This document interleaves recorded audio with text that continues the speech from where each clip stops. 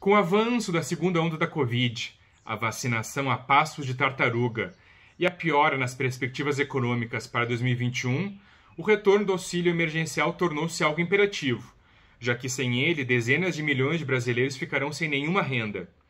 A ideia já ganha apoio no Congresso, onde todos os candidatos à presidência da Câmara e do Senado já sinalizaram ser a favor. O governo, que sempre foi contrário à ideia, já começa a ceder, mas impõe condições para a volta do auxílio. Uma delas seria a aprovação da chamada PEC emergencial, que impõe diversas medidas de ajuste fiscal. A aprovação dessa PEC, no entanto, parece ser um péssimo caminho. Primeiro porque a PEC é tão restritiva que ela impediria que o governo usasse diversos instrumentos fundamentais para o combate à pandemia, como, por exemplo, a própria contratação de profissionais de saúde, a redução de impostos para produtos médicos e a abertura de linhas de crédito para pessoas e para empresas. Medidas que, inclusive, foram tomadas em 2020, na primeira onda, e não há nenhum motivo para imaginar que elas não sejam necessárias agora, na segunda onda. Com a PEC aprovada, inclusive, isso poderia se criar um cenário onde o governo tem a desculpa perfeita para não agir.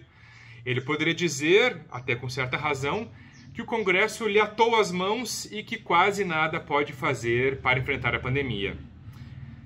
Um segundo ponto importante que o governo alega é que a PEC abriria espaço no orçamento porque permitiria cortar despesas. E especialmente o governo se refere à possibilidade que a PEC traz de cortar em até 25% a jornada de trabalho e a remuneração de servidores públicos. No entanto, isso pode ser uma mera ilusão. Primeiro porque não há nenhum sinal de que esse corte seja viável, já que grande parte dos órgãos públicos durante a pandemia tem inclusive um aumento da sua demanda de trabalho. Além disso, esse corte vai contra a jurisprudência do próprio STF e tem enormes chances de ser declarado inconstitucional. Com isso, na verdade, o governo poderia ser derrotado na justiça e enfrentar, na verdade, não uma redução de despesas, mas um aumento de despesas devido à derrota judicial. E, além disso, mesmo que fosse possível essa medida, esse corte de jornada representaria uma economia equivalente a apenas 5% do valor do auxílio emergencial de dezembro, por exemplo, que já foi um valor reduzido em relação ao valor original do auxílio. Com isso fica claro que querer que o auxílio seja renovado mediante cortes prévios de despesa é praticamente ser contra a renovação do auxílio. O auxílio, no curto prazo, terá que ser financiado da mesma maneira que ele foi financiado em 2020, mediante emissão de dívida.